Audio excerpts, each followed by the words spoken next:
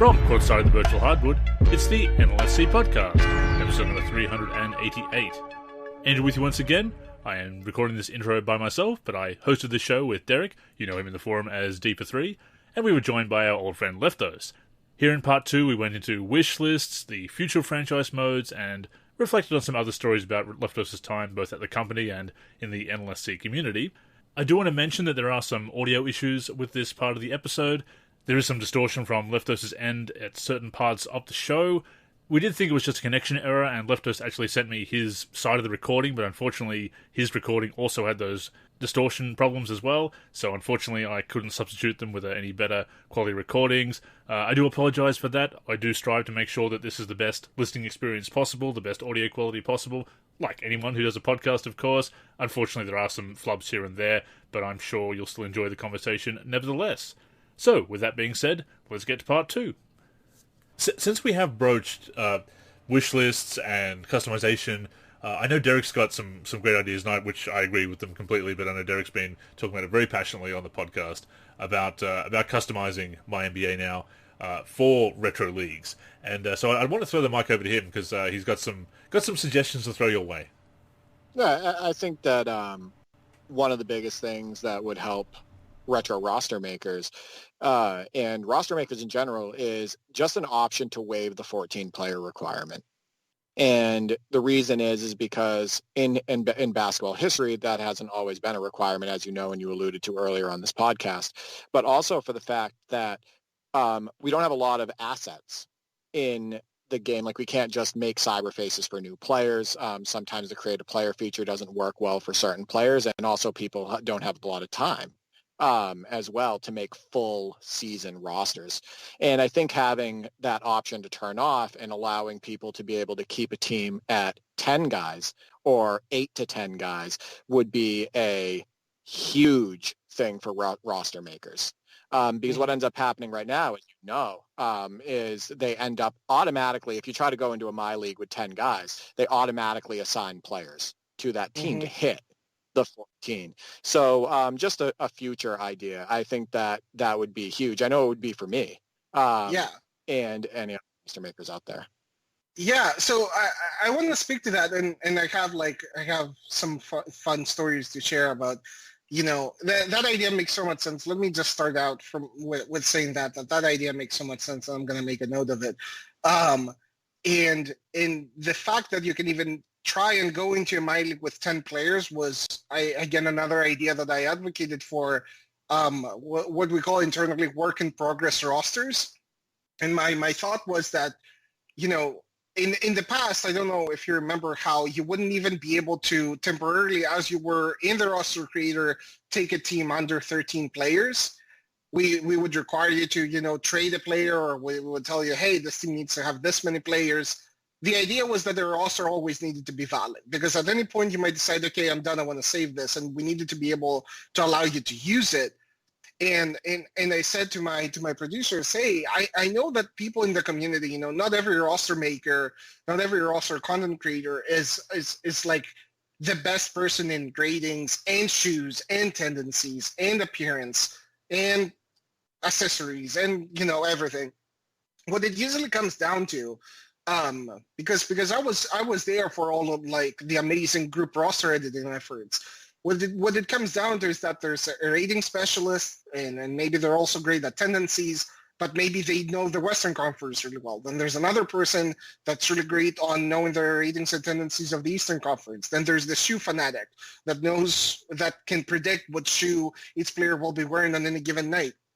So there's all these people that want to be able to work on rosters together. So by forcing a roster to so much as be valid at all times and not be able to be gutted, not allow users to just delete all the players and start from scratch, we are really limiting the creativity, and we're putting all these roadblocks that are enough to make people give up. You know, if I'm going to have to spend 3 hours to replace players because you're not letting me go under the roster limit, even as I'm not done working on this roster, why would I put in the effort? You know, when on PC, for example, using a modding tool, I can just delete everything on the spreadsheet and rewrite it from scratch. You know, so So that was like another idea that came from like the community that came from modding, from the want to support all the people out there that want to create content. And we came up with a work in progress rosters where you can now save and share a roster, even if it's like in no shape or form able to be used in quick game. But if we can use it in my league, to your point, where we can populate the team up to the minimum amount required, then we will do that. We will allow you to use that roster, and we will give you some warnings when you save it that, hey, some teams don't have enough players. If you try to use this in this mode, we're going to add the players we need, and so on and so forth. But the story I wanted to share was when for 2K17 we decided, let's add expansion. We were confronted with a big technical problem, which was the assumption that the league had 30 teams was a matter of fact across the code base, right? And we're talking about an enormous code base. And the fact that the league has 30 teams was just hard-coded everywhere. And getting the game to work with a variable number of teams was a significant undertaking. It's not something that you like put on a blog because nobody cares. Oh, you had to do your job? Oh my God, what a hero. We're not trying to I'm not trying to say that, praise us for putting the work to actually have the league work with a variable number of teams. But it was a meaningful amount of work, and it wasn't something where we could flip the switch and say, okay, now instead of just 30, you can have 30 to 36. But right around that time was when the push for rule changes started, and I'm not talking just about, turn off the traveling rule. It was also about, be able to change key things about how the CBA works, how many years players will need to play in college, if any, before they can join the league, and so many different rules. And even some fictional ones, or like taking ideas that felt wild at the time, but that the NBA and WNBA media were talking about, like the lottery tournament. I don't know if you've noticed that that's a rule change you can make, and replace the lottery with a lottery tournament. That people wrote about that, and the NBA never implemented it, but we were like, we love this idea. Let's make it happen. So we added the rule change for that.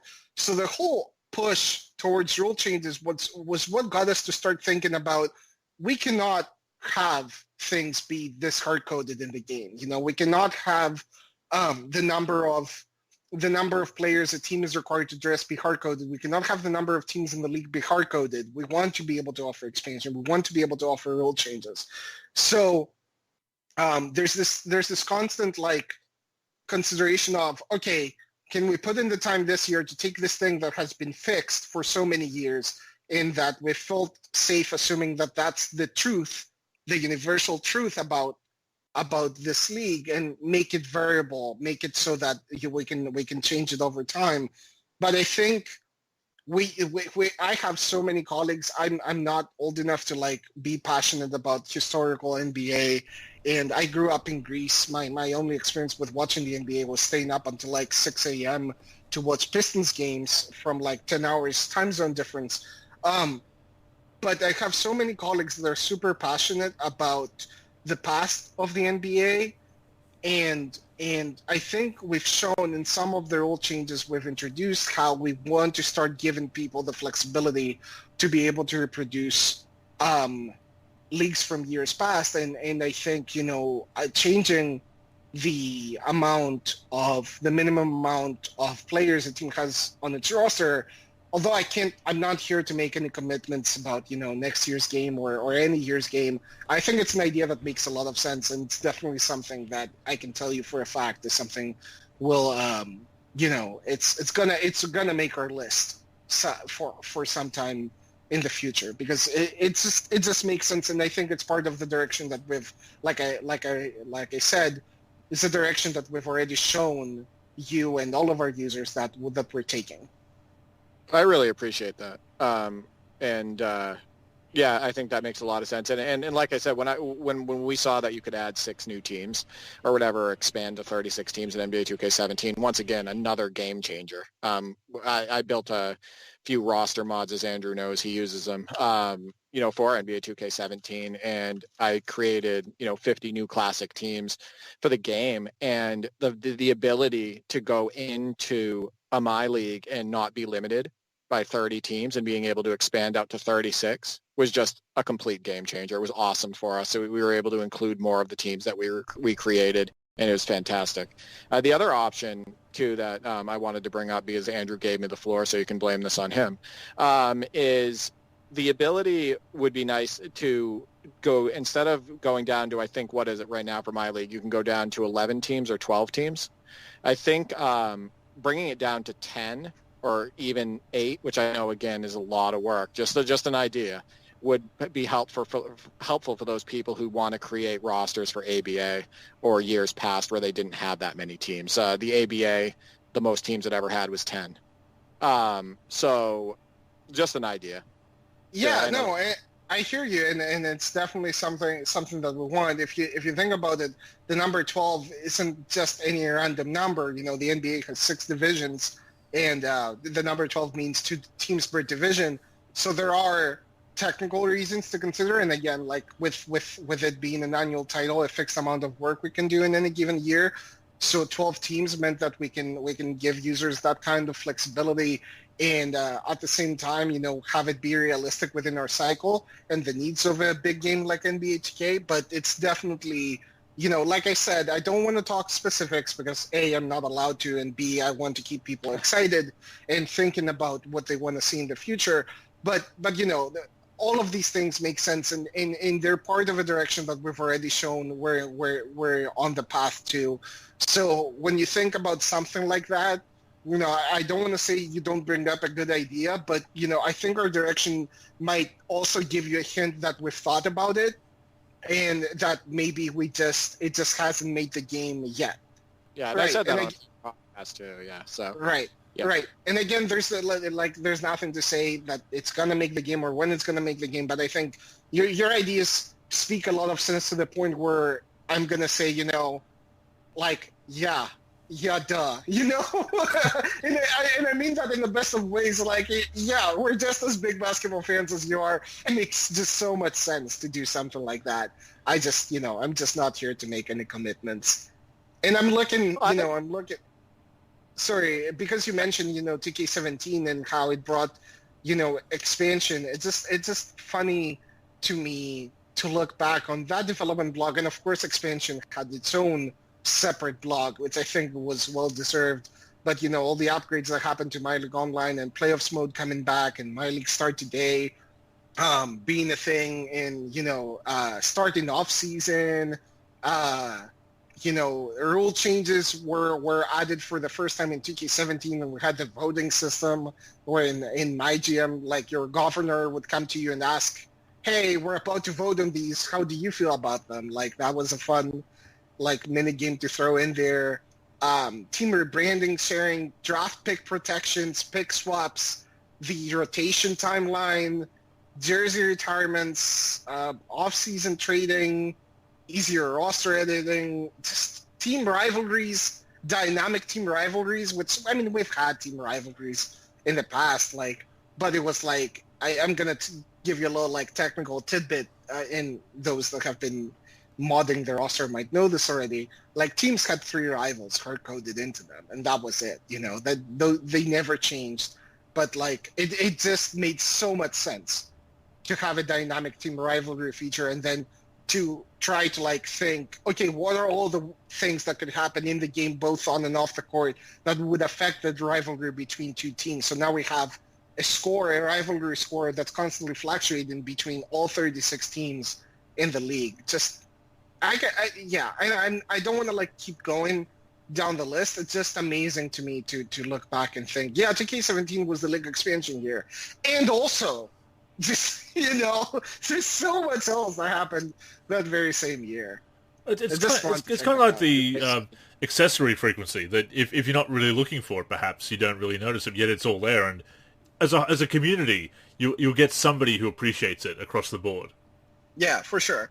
And the other thing, like I know, like it's no secret, that my GM 2.0 was like loved by some people and then not loved by others. But it was a liberty that we gave ourselves after having worked on like us the same group having worked on franchise pretty much since the time I joined. We had like a closely knit group that kept just going and going and going, and eventually we wanted to like take a stab at making my gym a little bit of a different experience and like experiment, because at the end of the day we're game developers and we want to make what people want, but we also want to make things that we are excited to play.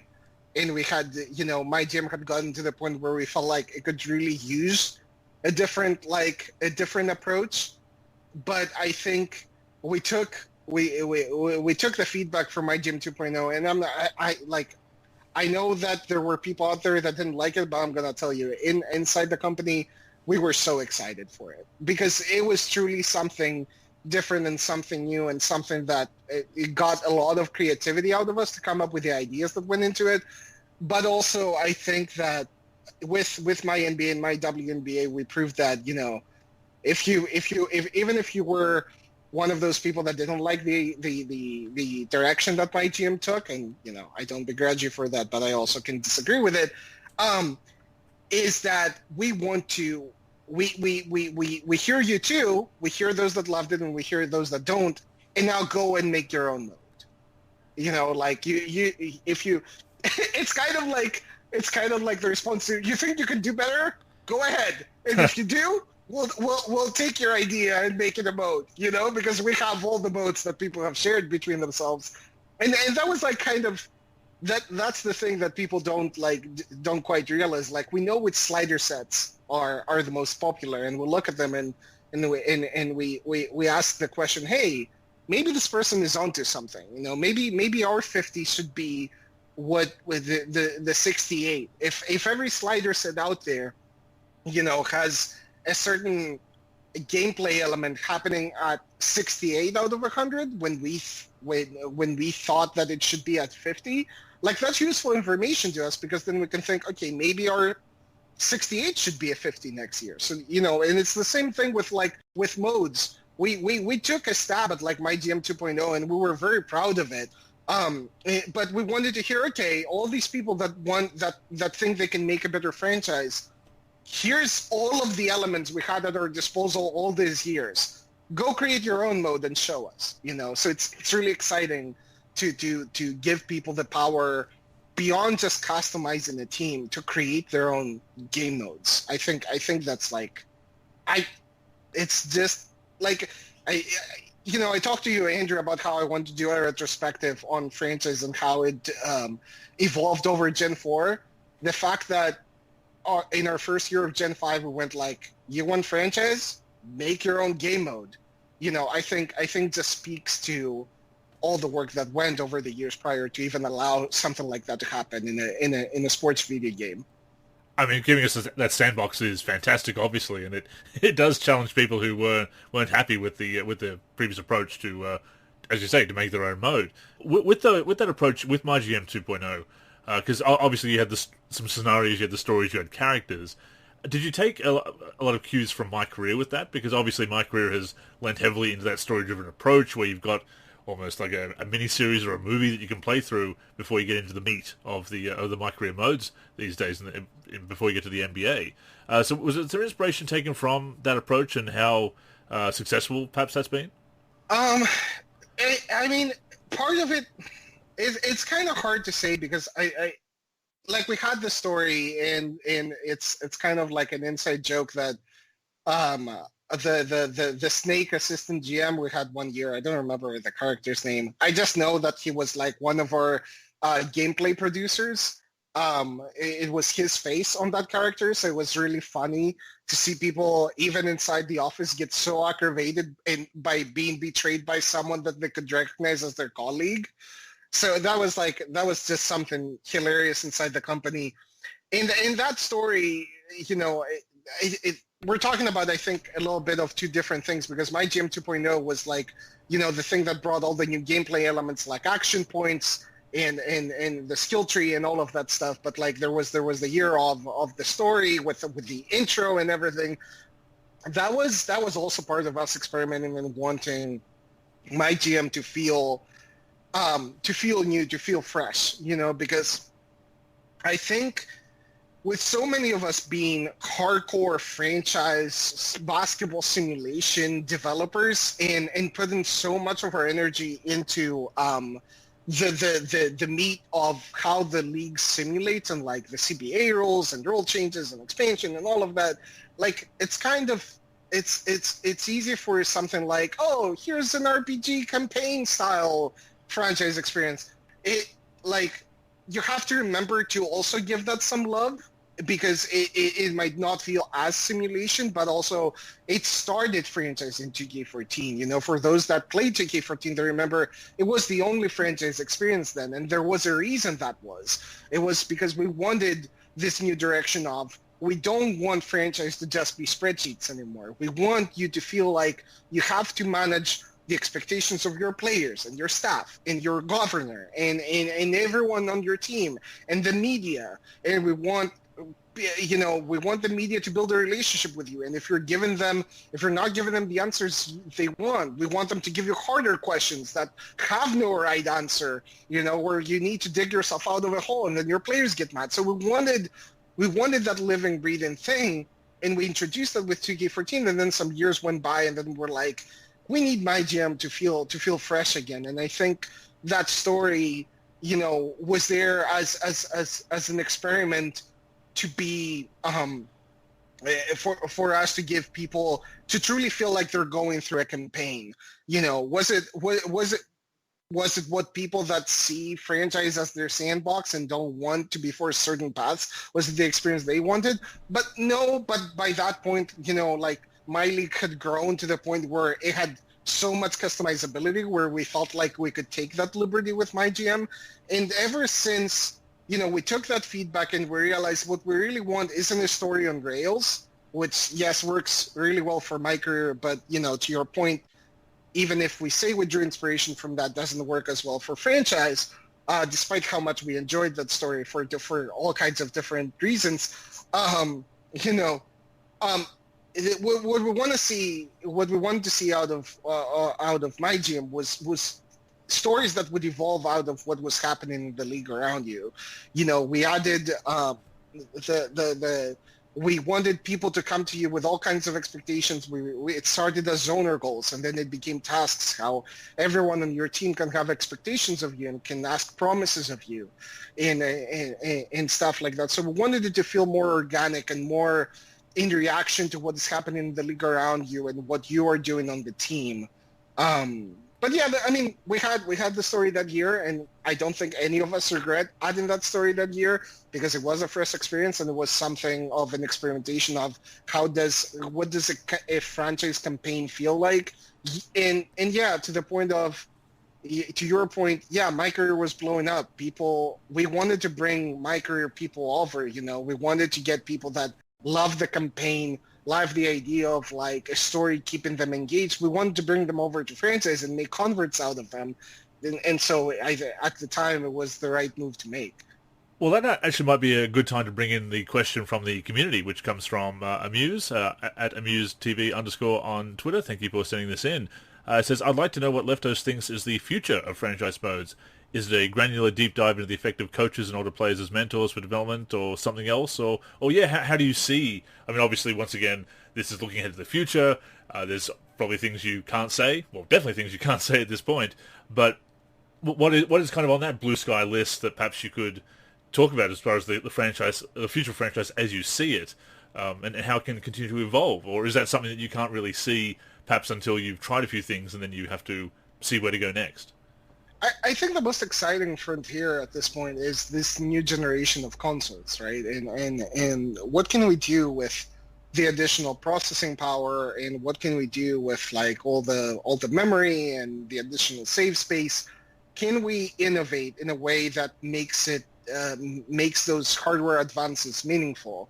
And I think it opens up horizons into features both that we can offer in the franchise experience and features we can offer other teams, because the backend team that can't work on a vacuum without the UI. You wouldn't know what's happening behind the scenes. There wouldn't be a My League or a MyNBA, my WNBA without UI, without you being able to interact with it.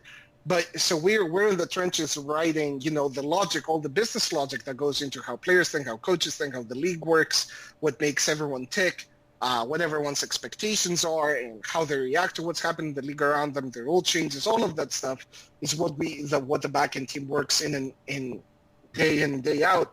But then we have, all the stats tracking and what does presentation get to use out of what's happening in your franchise and present to you as the user so that it keeps you engaged with the league around you. Same for commentary. And I think I can only be vague about this, but if you think about the ways that we might have been limited in the past because we hit I'll be honest with you, we hit the limit of how much we could put in a save. We hit the limit of how much memory we had, how much processing power we could take. We kept hearing the feedback that, oh my God, simulating through the season is just getting slower and slower, and it was hard to go back to the other person and say, you do understand that you've been asking for smarter logic every year, right? Like the more logic we add, the slower simulating through the season is going to be. It's going to have to be a trade-off, But we have this really exciting frontier that we hit, and it allowed us to give users the experience of just go and create your own mode. You wanted MyGM, but with 36 teams, that was literally impossible on Gen 4. Straight up. There was no way we could give you the features that MyGM had and the kind of additional tracking that it does to give you the feature that it does for 36 teams at the same time. And that was something that Gen 5 gave us the ability to do. And that's how MyNBA and my WNBA came to be. So that's the biggest, most exciting thing for us. And I can't speak to the specifics about what we're exploring. But if you let your mind, if you allow yourself to fantasize about, if I had so many more resources than I had the generation before, and I wanted to make franchise more exciting, what would I do? How would I use those additional resources? So that's all I can say. And I guess the only other thing is, if it's on the wish list, it's on our blue sky list most likely. If it's on the NLSC wish list, if it's on the Operation Sports wish list, it's most likely on our blue sky list as well. So that's the best way to get your ideas heard. But know that we've been super excited about the hardware advances. Like the fact that you can boot up the game and be in the city in 3 seconds just boggles the mind. It still just doesn't register to me how this new generation of consoles allow developers to eliminate loading times. It sounded like a complete pipe dream, but so we're just scratching the surface of what's possible in this generation, and we didn't reboot franchise. We didn't give you just MyGM because we wanted to take a different approach. For Gen 5, we took everything that we did the 7 years before, and we just gave you all of it. But how do we keep pushing the boundary? How do we take advantage of the amazing hardware that these first parties that Sony and Microsoft have created, and keep pushing the boundaries? And that's, as PC development, as PC hardware, and it's funny, as a PC gamer, to see PC architecture, because of its flexibility, be less performant than consoles. I was the staunch believer that, these consoles, I can just spend X amount of dollars and make a PC that's just as powerful as that. And yet I saw it as a developer, how the amount of flexibility you have in building your PC prevents you from having the integrated architecture that these consoles have to be able to transfer data so fast, where you can load into the city in 3 seconds. So it's those boundaries that we're very excited to push, and we have so many ideas about how to take advantage of that. I just cannot talk about them today. So what I think we can take from this, what we can glean from it, is that My Goose will be coming in 2K22. Cannot confirm nor deny. Honk. Well, there we go. Honk. Honk twice if you honk twice if we've hit on something that's that we can't talk about. Yeah. I'll toss the mic back over to Derek. Any other questions about the history of or anything else you wanted to bring up? Because and again, perhaps this is the time to stage the intervention and bring back into the fold. I mean, I have this year. I've played a lot less of my career, not really playing online as much. I had a really good game, as I mentioned a couple of weeks back, and that would seem like a really good one to end on in the rec. And like, this was actually pretty good. I might leave the memories alone on this one. I've been playing more of my team this year. I often make a My League save or a MyNBA save this year now, obviously, with Next Gen, all ready to go, and then I get distracted from it. But it's not going to be very tough to pull me back in. I will say that. Yeah, I mean, I think that what I take away from this conversation, and I think we've talked about it how many times in the past, Andrew, how important it is to give feedback, but not only just to give feedback and present ideas, but present them in detail and how they would work in the game and how you can see them working in the game and why it would be good for the game and whatnot. So I think those wish lists are huge. I think those threads on the NLSC and Operation Sports are such a big deal, and I think people need to utilize them more often.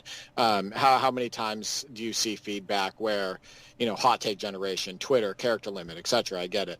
But how many times do you see feedback where people are like, well, this is trash, this is garbage, and they don't expand on it, or I don't like this mode, or nobody plays that mode, and then they don't expand on it. That doesn't help you guys at all. Yeah, sorry, if I can interject here, sorry to interrupt, Derek, but you're not on social media anymore, Leftos, so you don't get to see people saying that nobody plays my team. Apparently, one of the most popular modes in the game, nobody plays it. Apparently, according to some people on Twitter. Oh, yeah, you should be away from Twitter, Leftos. Yeah, we have the numbers. I gave up on social media right about last May or June, I want to say. It wasn't good for me personally. Like, I've made a lot of changes that to benefit my mental health over the years. I also used to work a lot longer hours than I have in recent years. My partner has also been a hugely positive influence in that way.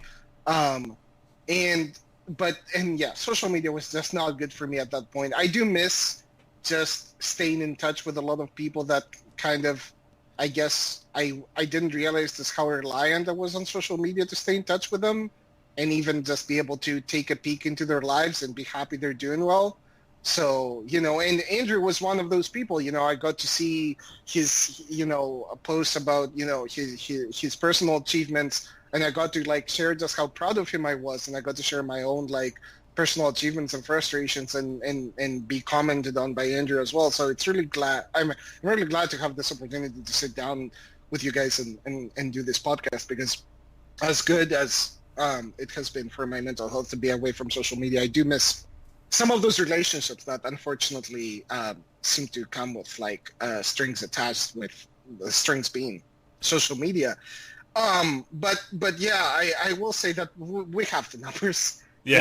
You can say whatever you want. At the end of the day, we have the numbers. We know how many people played Smooth, and I know that as I transitioned from a franchise gamer to franchise developer, then I started working on my career within my second or third year at VC. I started working on my career as well. And the moment I was, promoted into lead engineer of the backend group, I was at that point guiding the development of franchise career and my team. So I've been around the block for 8 years now almost, and I know the numbers. I know what our people love, what they love playing, what they hate playing. What they love to hate playing. I guess is what I meant to say. The thing where you see the Steam reviews, 2,000 hours. This game is horrible. 2,000 hours played. I do not recommend this game. It has stolen my life. So I think it's no Garfield Kart. It's no life changing like Garfield Kart. But what can you do? Nothing is. Yeah, yeah. The worst part, honestly, about telemetry is that the moment you think you know what you want to look at, you realize you didn't add the telemetry for it. So you have to wait until the year after that, kind of. But over the years, we've added just so much telemetry that we're very, very, very aware of what people spend their time on and what our focuses should be and how we should distribute our development time. And trust me when I say this, because I know we're 3 franchise fans here. Franchise mode gets more development hours than telemetry would suggest it should get. But again, that's because that's testament to just how passionate those of us working on are and how we wouldn't have it any other way. I was going to ask about the numbers for Blacktop mode, but John Jousming is not here to defend himself. But no, he's a staunch supporter. He came in with a lot of ideas. Absolutely. He knew what people to talk to, to get some love back into Blacktop mode, for sure. For sure. Andrew, I have one more question for Leftos. I think this is an important one because this is the NLSC podcast. How often are you looking in on the forums, and do you ever still use mods from the community? If you can comment on that, and if so, do you get inspiration sometimes from the mods that are being released? I do get to peek in the community. Like I mostly look at the NBA Live, the NLSC front page, nba-live.com, which is the domain. Don't come after me for this. So I look at the NLSC's main page and I see all the downloads being posted and all the work that people are making. I will browse the forums occasionally, but I leave the feedback gathering. Like I have my direct contacts, like I'm in direct contact with Andrew, like I said, so I get his wish list, but I leave more of the feedback gathering to my producers because it's part of their job to also filter the noise out and get the meaty good ideas and assemble lists out of that. I could spend more time doing that, but especially as I've transitioned into a role of also being an educator at work, to scratch that itch that I never followed through, because I didn't go to any of those PhD programs. So, I'm nowadays as a lead engineer, I'm also a mentor. I'm going to be mentoring the two new engineers that are joining our team very soon. And I host a weekly educational workshop at work that I'm very happy about, that I love doing. So I try to spend my time on the things that I love the most. And even though that means I don't get to browse the forums anymore personally, my producers are there all the time. And they know, we talk about it every time we get to okay, what are we working on this year? Here's the compiled wish list. This idea came from the NLSC username so-and-so. This one came from Operation Sports username so-and-so. This was from a YouTube video titled, probably something along the lines of NBA 2K is completely broken. Here's how to fix it. So we have all the collection of all that feedback happening on a constant basis. And I know it's kind of a cop-out answer. I get it. I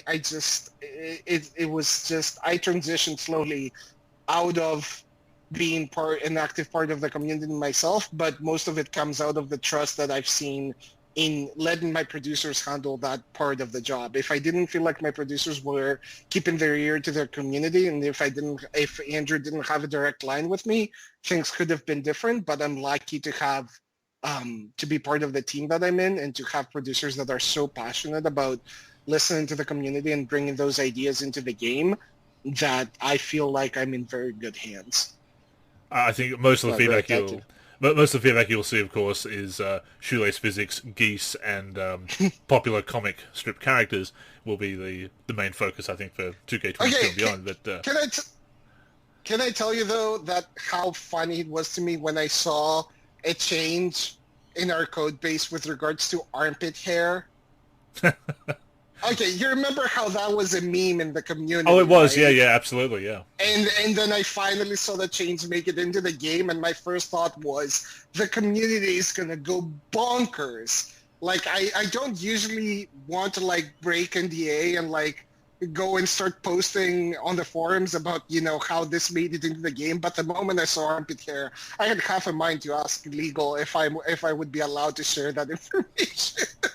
I mean, revolutionary, yeah. Tell the people need to know that we're adding armpit hair.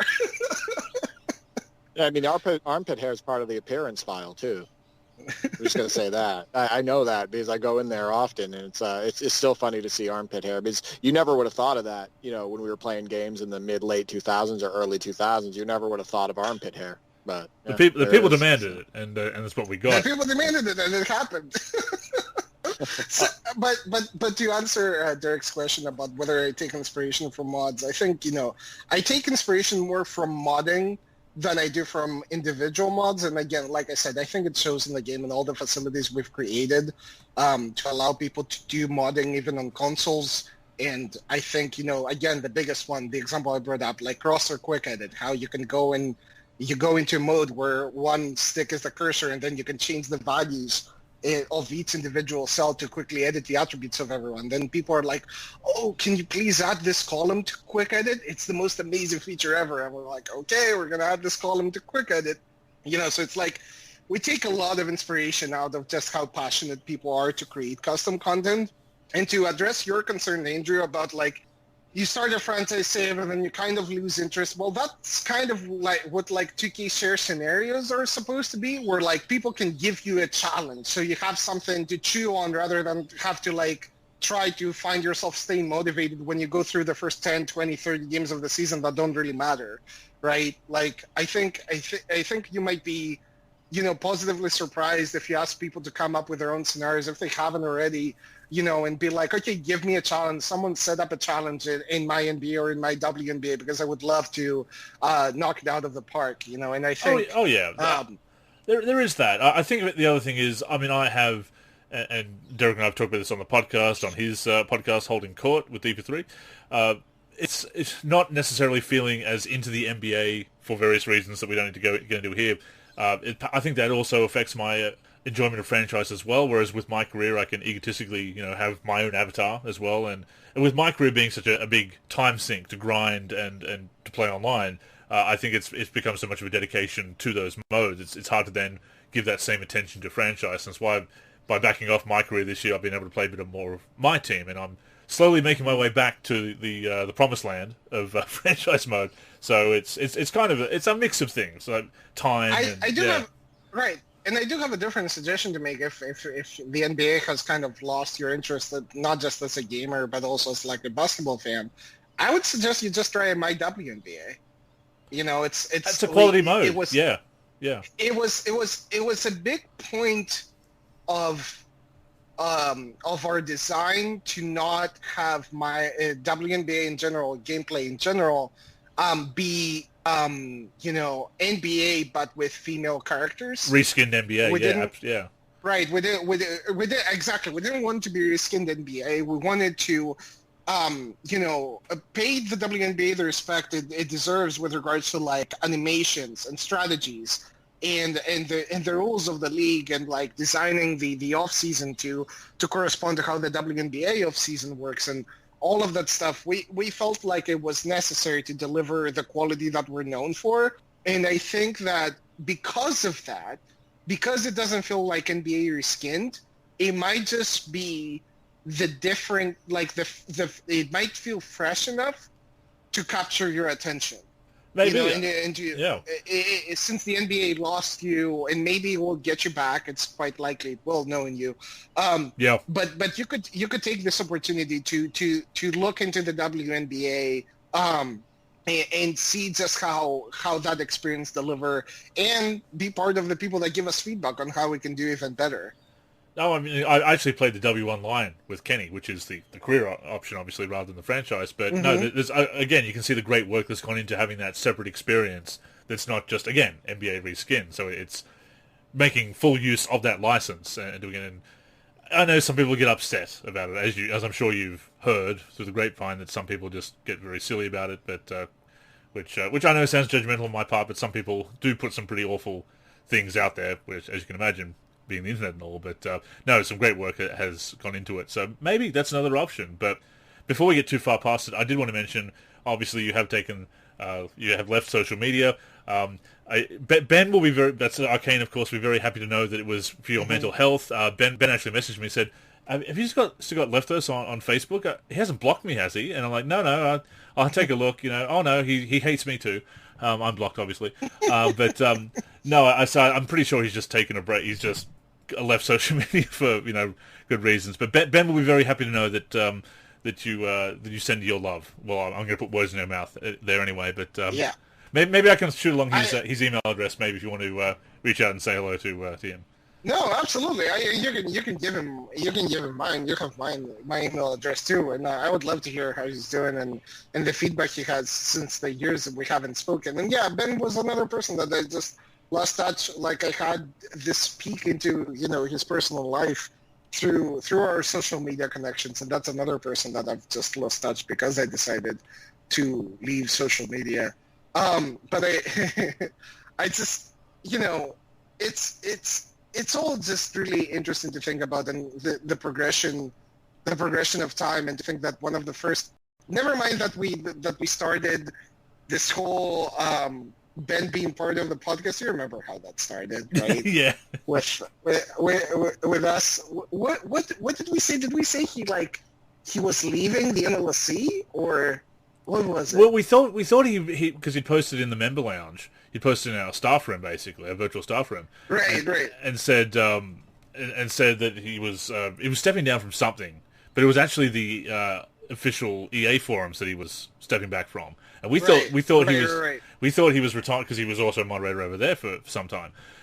So we thought he was stepping down. So we were like, paying tribute to him. And it was almost like, it almost got like a eulogy, actually. It was kind of funny. I know. The first podcast we had him on was a goodbye podcast, and he was never leaving. Yeah. So, that's how it started. But I will say my favorite memory of Ben, still to this day, on the podcast, was him falling asleep during the E3 podcasts. Yeah, I was going to say, yeah. To be fair, those were brutal, right? Because we're doing one every day reviewing the news of each day of E3. Because we thought we were going to become gaming journalists back in the day. But yeah, my favorite memory is him just finally giving up, his body not being able to take it anymore, and just falling asleep straight up during the podcast.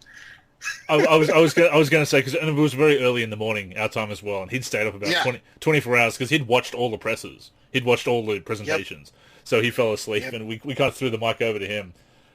Yeah, it's either that or I wasn't paying attention to the chat. I'd throw it over to John when John had to go over and do something at the back, or he left and then John's like, and it was like, so John, what do you think? He's gone. I didn't pay attention to the chat. But at least we were never pretending to be professionals. Okay, we were just doing this as a hobby. Well, the funny thing was he had to go out because the wind picked up once, and he had to go out to the clothesline. I'm sure these are the stories people want to hear, but nevertheless, it's you tuned in. But John comes back and he says that the wind picked up, had to go and chase my clothes. They were just blowing off the clothesline out the back, and so we just sort of immediately turned into a Simpsons reference as don't know me, just chase some undies, just this whole picture that we painted of John just running down the street after his underwear fluttering away. These boxes fluttering away, but yes, that's some interesting times there, and of course Derek. I reached out to Derek because he'd been a prominent member of the community, and I've been chatting, and Ben and Kenny had kind of not been really available to do the podcast a couple of years ago, so I reached out to Derek, and he said, what you want to guest host, and he guest hosted the next week, and then he's an official member of the NLSC team now, and my official co-host. So it's we all have origin stories. Mm-hmm. So let me interview you guys for a second. What would you say was the biggest difference maker for you, first on franchise and then across NBA 2K over Gen 4, over the generation of consoles we're here to reminisce about? Do you want to go? Yeah, I can go. Yeah, so I mean, for me, it was a couple of things, to be completely honest with you. Number one, I'm big into retro NBA. Me and Andrew are actually the same age. And I'm big into retro NBA. I was a big fan in the 90s. I create retro rosters and whatnot. So, for me, the ability to, go up to 36 teams for, fantasy, classic teams rosters where I can create a bunch of classic teams and from different years and put as many of those teams possible in a My League was a huge thing for me. But then also the ability, like I talked about, NBA 2K16, the ability to create stadiums, create floors, make my own jerseys, all of that stuff. That was just a really big deal. And then obviously the addition of new classic teams, they, as opposed to it stopping at the Sixers and the Lakers, in 2001, we got all of those new classic teams over the years, and that gave us more assets to use in My League or MyNBA and whatnot, and be able to, customize those teams and then throw them into a My League. I'd say that those were the biggest things for me. A lot of times what I do when I play franchise mode, because a lot of it's with classic teams, and a lot of it is from different years, or with legends, is we actually turn things like injuries off. So the ability to turn injuries off or lower the injury frequency, lower the fatigue sliders and whatnot, in order to have players play longer and more minutes like they used to. Because there was less load management, less resting, and all of that stuff. Those are all big deals. So the ability to do those in franchise mode is huge. So I'd say that those are, over the years on Gen 4, those are probably the biggest things for me. So obviously, I have been very much into my career and the connected experiences. I just looked it up, what my hours are on 2K17 when I played the two full seasons of I think of my career. And on top of that, again, 12-minute quarters, 82 games and playoffs, and then also played 500 games in our Pro-Am of NLSC Thrill-Ho. Again, another Simpsons reference, of course. 2,761 hours on that game. And that's on PS4. Yeah, that's not including what time I've spent on PC with 2K17. Can I just interrupt Andrew for a second? I want to say I'm playtime. Andrew and I both love NBA 2K17. Andrew, we played so much of it. I'm there with him with those hours, just to let you know. So that's a big one for us. A lot of time spent on that game. Ridiculous amount of time. It's insane. Yeah. But 2K16 was when Kenny actually came onto the podcast in 2016 and was talking about Pro-Am, because he'd been playing with Valor and the X from the forum as well. So they kind of got Ben and I into that. And so that's really why I was spending so much time with my career, because I was spending a lot of time with the connected modes playing 2K Pro-Am and later a bit of the rec as well. So it was about investing the time and grinding up those players and getting badges and whatnot. And those modes, it did draw me in. As grindy as they can be sometimes. All due respect to the My Career team. It's and I really did enjoy those modes and being able to change and being able to expand into the different archetypes and of course have those the online team play experience and really just have that social aspect of it with the guys and together every Friday night for a few games, and 2K17 was a few sessions a week, at least Ben, Kenny and I playing the three of us. So I mean, yeah, that's really what was the big thing for me over the past generation, was having that connective, and it felt fresh as well. After years of being that franchise gamer, it was something new. But now that it's kind of getting old, now that's why I'm shifting back to, okay, I also like the card collecting modes, the team building of My Career, so I'm kind of getting into that as well. But also then looking more to get into franchise, because what was what old is new again. So that's why I love what I'm seeing with, and why I kick myself for not spending more time with various franchise modes in recent years, because I can see the work that's going into it and seeing how it's come through with to MyNBA in Gen 5. Then I'm absolutely about getting back to that experience. It's about making time for it, and certainly My Career again being such a big time sink. I mean, they all can be, because you've got something for everything, something for everyone, I should say, in the game, which is fantastic. But yeah, it's about transitioning back into those modes and making time for them. Yeah, and the thing that some people might know and some people might not know is, My Career at the end of the day is also a franchise-based mode. It's just skinned differently, and it allows you different interactions. But it's like playing MyNBA, MyWNBA without controlling any of the teams. All the same logic happens in the background. There's, of course, a lot of stuff that is driven and tuned around the user. You make a trade request. We do our best to get you on the team that you want to be on because, that's you're just one player. You don't have any other choice. You can't just control the other team and accept the trade. So, and you can't get injured. So, of course, there's things where we tailor the experience to what, to you as the user, and commentary talks a lot more about you. And there's, I want to say that this, as someone that was primarily a franchise gamer, but also got to develop and write a lot of features for my career. It's super obvious to me that even though it comes from a different design perspective, the people working on my career are also super passionate about it. And there's always we've always been able to sell the work we've been doing on franchises. The more work we do there, the more we'll carry over to my career as well, because everything that becomes smarter behind the scenes in franchise is also smarter about the league around you in my career. And there's also, of course, like you said, there's the connected experience. There's the features that are specific to the neighborhood and then the city, and we get to play some part in that too.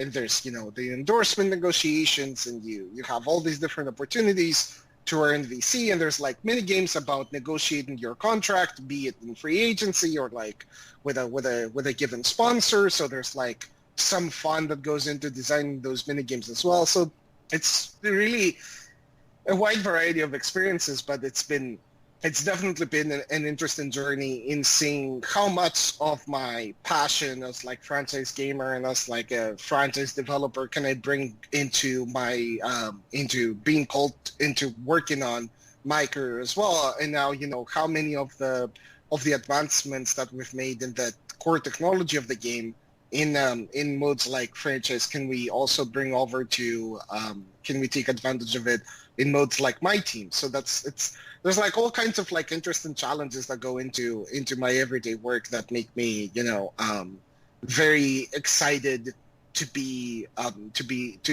given the opportunity to do what I do, because no matter the direction that the game takes, the challenges, and no matter what our users in what they love playing and what the numbers dictate we should be focusing on, at the end of the day, there's just so many challenges across all three of our major game modes where it never feels like a stale day at work. There's always something new to tackle that's going to be, at the end of the day, it's going to be interesting, be it something happens in the league and how do we produce it in franchise, or how do we take franchise into the new generation, or how do we make interesting gameplay elements for users to truly feel like they're creating their own story and legacy in my career, both in their in the kind of single player part of the experience where you're on your like NBA or WNBA team, but also in the connected part of the experience in the NBA career, how you can be someone that people around the city recognize and respect as someone that has earned their legacy, and also in what kind of connected experience can we offer in the W, where you can also get to truly feel how much effort went into creating the unique, true to the WNBA experience, and get to enjoy that with other users. So there's just so much that goes into the work we do on a daily basis, both on the backend team that I'm part of, but also at Visual Concepts at large, to make all these modes as deep and as amazing and as engaging as they are. I don't think, and people are free to, love parts of the game and disagree with other parts of the game, but I don't think anyone can say that we lack in depth. And you've made the same you've made the same comment as well, Andrew, that, if nothing else, we really push the boundaries of what we can do in a given cycle. So it's really, it has become funny to me. Like, it was frustrating at first, but then it has become funny to me to hear people calling yearly releases a roster update. When I see the work that goes in on like a daily basis and then culminates at the end of the year. And like I think it makes for a great work experience, and it makes the payoff of thinking that I was a gamer enjoying franchise and fixing bugs using tools, to now think that 8 years later I'm a lead engineer that gets to like guide others into making NBA 2K best game that it can be from the perspective of the 3 major game modes.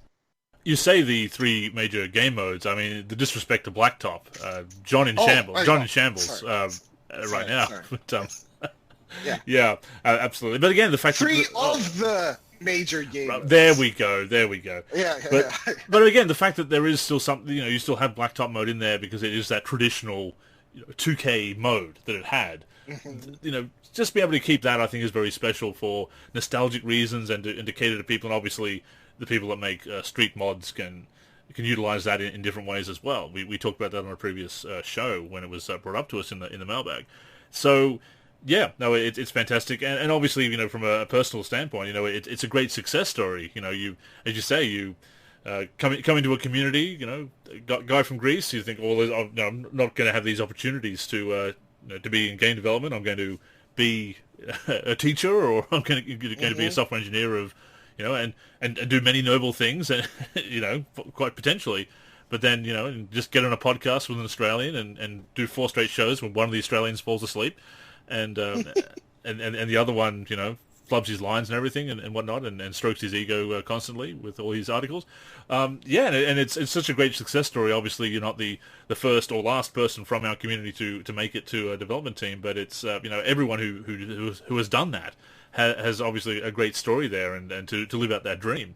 And I can only hope, obviously, we are very proud of you for making that, and thankful for the work you've done, and knew you were going to do fantastic things, obviously, when you joined the team.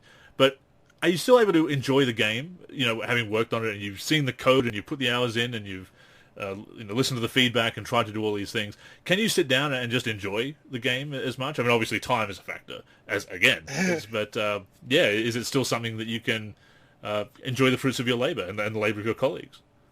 It is. It absolutely is. Like I love to this day playing NBA 2K, and I think I'm always excited to get to use all the features that we've been working on throughout the year. I think the different perspective that you get, and if you listen to podcasts with like people that have worked on movies, and how that kind of like skews their enjoyment of movies, because they're like, well, that was a bad camera cut right there, or well, clearly that's a bad green screen, so like it has affected my enjoyment like in both directions, in that one, the bugs I know about are so much harder to ignore, and like it kills me inside to see like that, because it becomes my responsibility, right? Like if and now I'm the lead engineer, and when you become a lead, the lesson, one of the first lessons you learn is you are responsible for all the faults, and you're supposed to delegate all of the rewards for the success. Right? If your team is working great, then they deserve the praise. If your team is working badly, then it's your fault, right? And I truly subscribe to that, as harsh as it might sound, because it does affect my enjoyment, in that all of the issues that I do know about make it that much harder to enjoy the game. But at the same time, I was also someone, like I told you, I came into the job thinking, the trade logic is 3 lines of code. I'm gonna ask to work on that, and I'm gonna take the community feedback and make some great trade logic. But seeing how much thought and logic went into the trades, it allowed me to relax completely about trades and trust in the process, trust in the thought that went into every trade that happened in the game, and not stress about whether each trade was realistic or not. So there's this both like these both sides of the same coin, where it's like certain issues that I know about that I feel like were my responsibility to make sure we're fixed, and not make it into the ship game. Like, they're harder to ignore, and they can like ruin my enjoyment of the game, and maybe I take a break and then the patch comes out and I get back into it. But at the same time, I also can have a lot more faith into the amount of work that goes into things and not have to stress so much about whether things are working right, if that makes sense. Oh, absolutely. And before I throw over to Derek for some final questions that he may have, now that Drummond obviously is no longer a Piston, is he still someone that you would acquire in franchise mode? Do you still have that? I mean, because I believe you met him, didn't you, at the studio there? I got to watch Hunter Drummond from the front seats in both Sleep Train Arena and later the Golden One Center. And I consider that a huge privilege. I also got him to sign a jersey, a replica jersey, because I bought it my first year at VC and I didn't have the money to buy an authentic jersey yet. But in those experiences alone, you know, I can say that I'm truly privileged for having been able to have those experiences. Would I still sign him onto my team? No. I'm sorry. No. He had his chance and he broke my heart, and he'll never be back on my future Pistons teams. I'm good. Thank you. Tragic. Well, I mean, of course, you know, look at all the fun experiences you've had. I remember the video of you diving through some boxes in your first week there, or first month there. So. Yeah. That I actually got to show that to newer people at work. Like I said, I had a presentation a few weeks ago. We've been going through a series of presentations where we try to introduce new people to what each team within the company does. And I had the presentation of, hey, what does the backend team do? And and then trying to explain that, you know, we our motto is do not break things and do not move fast. I showed myself throwing myself through boxes and breaking my watch. So yeah, that video, I don't know if like people can still like access it, like if it's on some Instagram account out there still. But yeah, it was, we had these, for people that don't know, we had these excess of promotional Borderlands boxes. And so it was my first week at work, or like my second week at work. And we were just making towers out of the boxes at the office. And I said, well, if you make a tower that's like 2 or 3 columns wide, I'll jump through it. And people were thinking I was just joking around. I'm like, no, I'm not joking. I'll do this. I have never jumped through anything. Like, I genuinely didn't think I had it in me to like force my body to like jump horizontally through a wall of boxes. You know how sometimes you wonder, like, can I get my body to let me to fall on my face? And you like lean forward, and before you can actually fall on your face, like you feel your foot saving you, like your body has these mechanisms to prevent you from like doing stupid things like that. So like I felt like it would be the same thing where I would try to jump through the boxes and I would like just jump awkwardly, like vertically through them or whatever. But I managed to just be completely horizontal as I broke through that wall of cardboard boxes, but also managed to completely break my watch that I forgot to take off before I did that. I didn't fully break it, but it could tell the weather after that incident, in that any time it was going to rain, my watch would fog up because of the humidity. So I could tell when it was going to rain. So I guess it was a good thing. Like, I added a feature to my watch. I was going to say, broke or improved. I mean, you know. Yeah. It was a smartwatch before smartwatches were a thing. So I guess all in all, it was a good thing. Which game would you say, you've been there for roughly 8 years now, which game would you say you, is a 2-part question, are the most proud of? Mm-hmm. And which game would you say was the most challenging development cycle? Oof. They could be the same. You never know. Yeah. So it's a bit hard to answer that. I'm trying to think.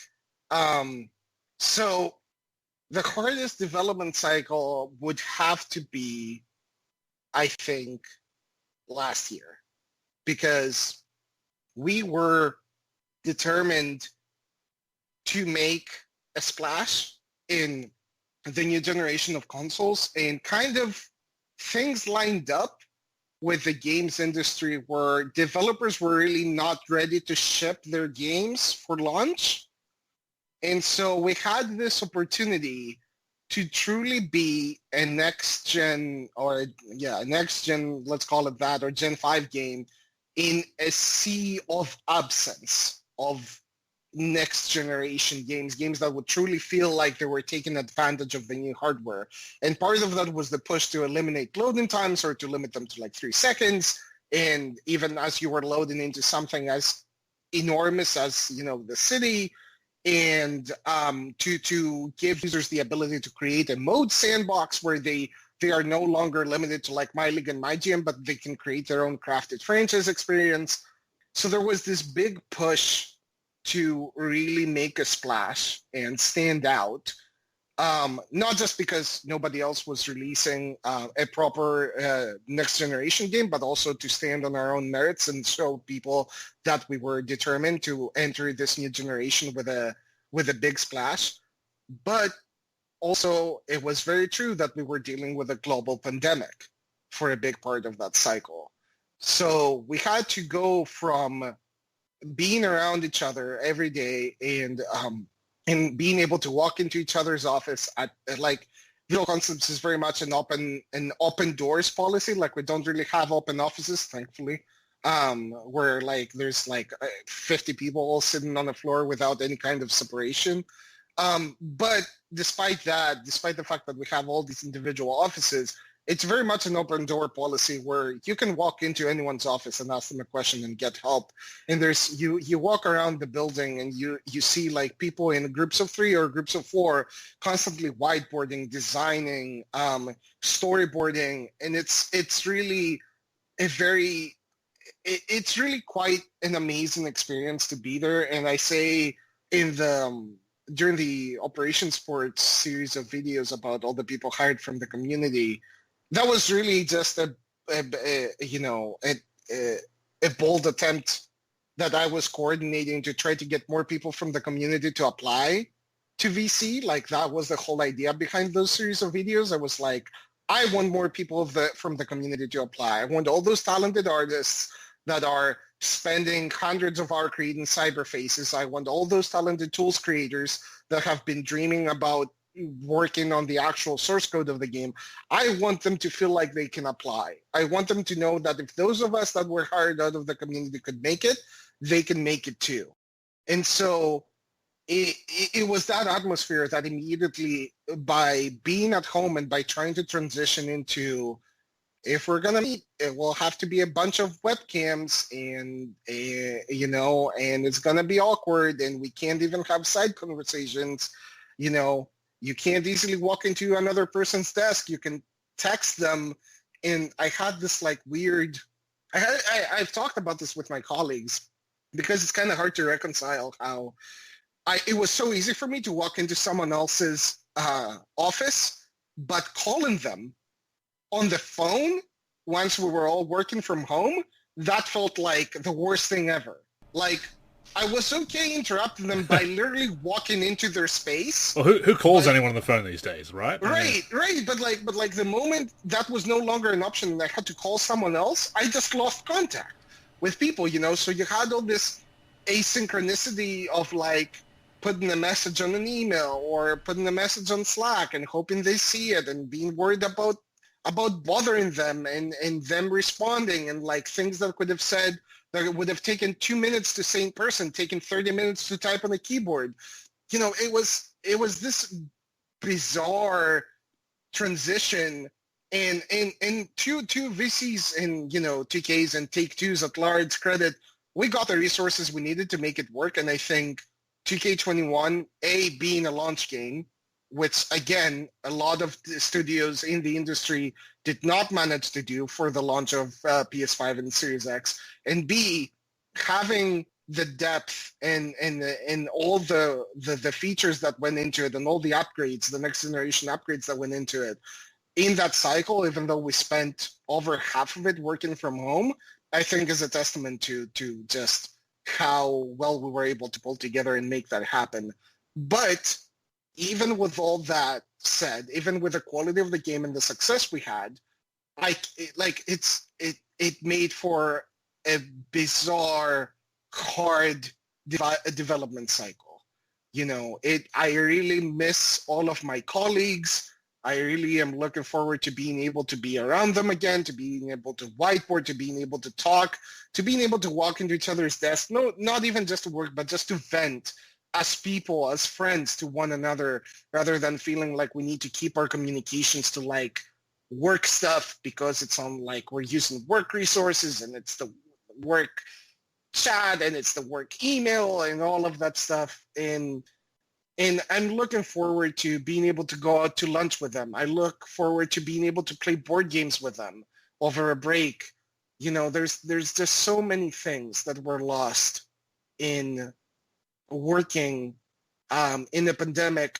But I do want to take a moment to just mention that at the same time, it would be immensely insensitive of me if I didn't recognize the privilege that we had as video game developers to be able to work from home and not put ourselves at risk during this pandemic.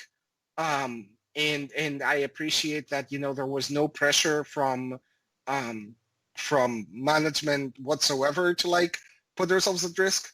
But, other people, there were so many people out there during this pandemic that really on a daily basis had to put themselves at risk for us to have groceries, for us to have takeout, for us to be able to do this really hard work, quote unquote, of game development. And it is hard work, but I don't want to sound like some privileged child that doesn't realize just how good we had it for having these jobs and for being able to keep our jobs and work safely from home. It did make, though, for a harder development cycle than any other. As for the game that I'm most proud of, I think I would have to, like, it's so hard to pick just one, but I think because 2K15 was the first, like I said, I was hired into 2K, like, late in the 2K14 cycle.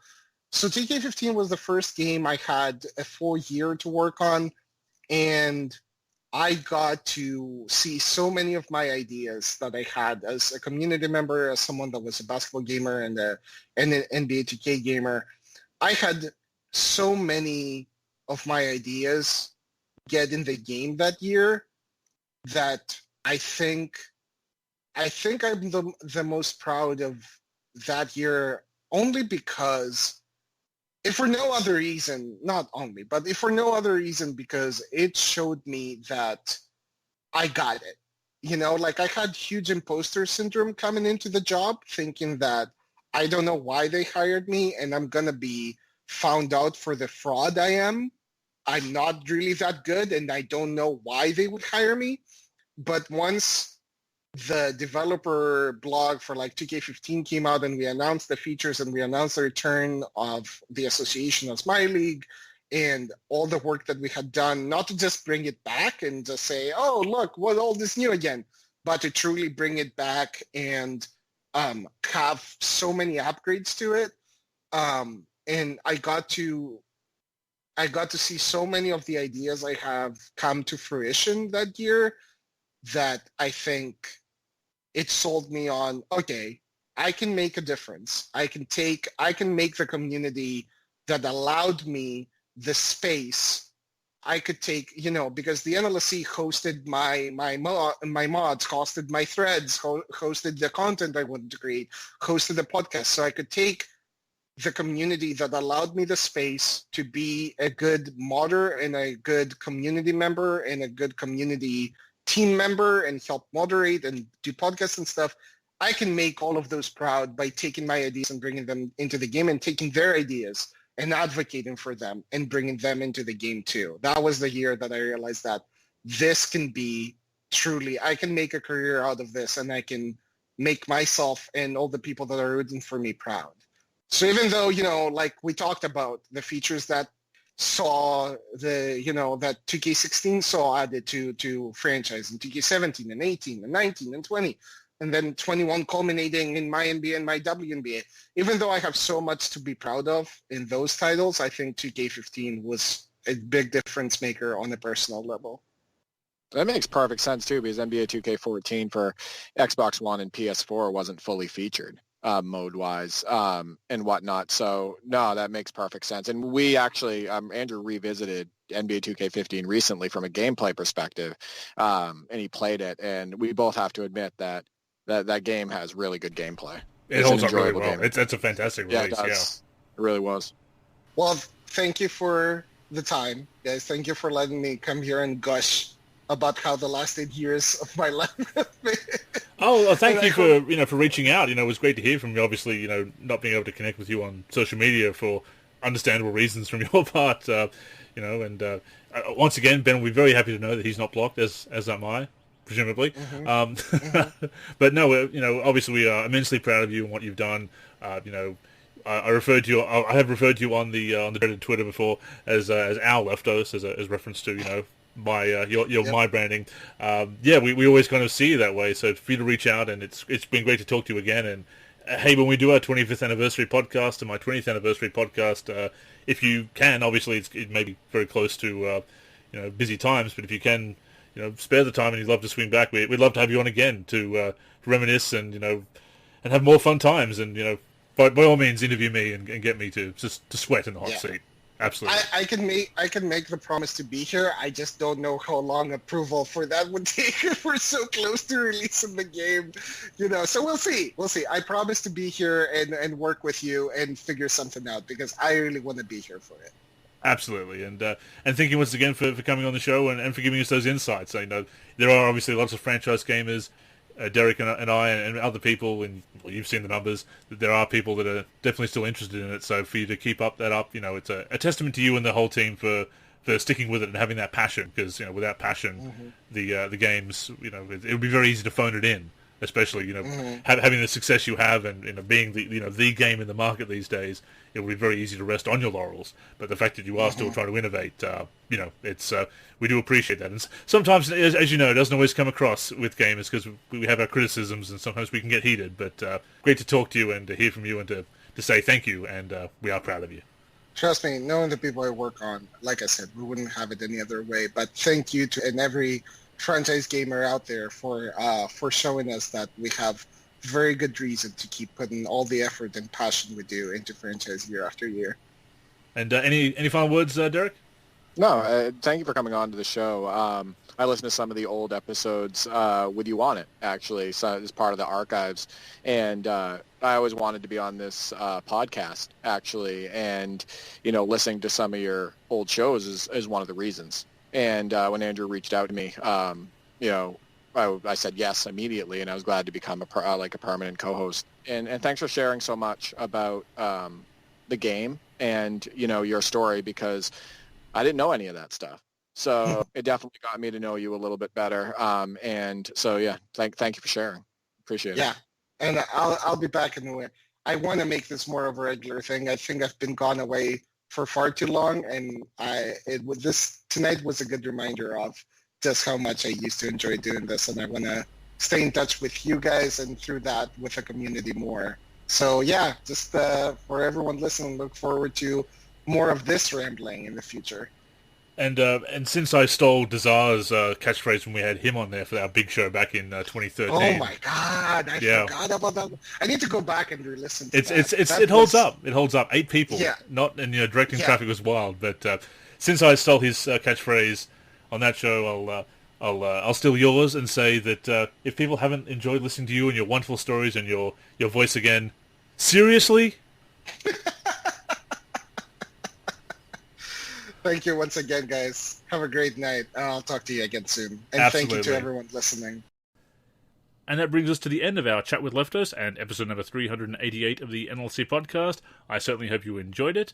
Next week we'll be getting back to our regularly scheduled programming. We'll of course be covering the latest NBA 2K22 news and a few other topics inspired by our recent basketball gaming. Of course, the NLSC Podcast comes out every week, every Sunday on the NLSC, which is me-live.com. We're also on all the major podcatching apps and platforms, including Spotify, Apple Podcasts, Stitcher, Podcast Addict, just to name a few. On those platforms, search for NLSC Podcast, look for our logo, that will be us. We would certainly appreciate any reviews, hopefully positive ones, on Apple Podcasts and any other platforms that allow reviews, but as long as you're tuning in each and every week and enjoying the show, that is the main thing. We also invite you to connect with us on social media. Derek's socials are D4384 on Twitter and also Instagram. He is, of course, D43 in the forum. You can also tune into his podcast, Holding Court with D43, where I am sometimes a guest host, talking about the real NBA, of course. You can tune into that show on Apple Podcasts, Amazon Audio, CLNS Media, and Stitcher, just to name a few. And in addition to the work he does for our YouTube channel, Derek also does a lot of work on his own channel, which again is D43. As for me, you can find me in the forum under the name Andrew, and on Twitter at AndrewNLSC. The NLSC is on Facebook and Twitter at the NLSC. We're on Instagram, NLSC Basketball. Our YouTube is youtube.com/NBA Live Series Center. And of course, keep it locked to the NLSC itself, nba-live.com, for everything we do for basketball video games. But yes, that's all for this week, so thank you for tuning in. Until next time, I've been Andrew, joined by Derek. Go get buckets, everyone!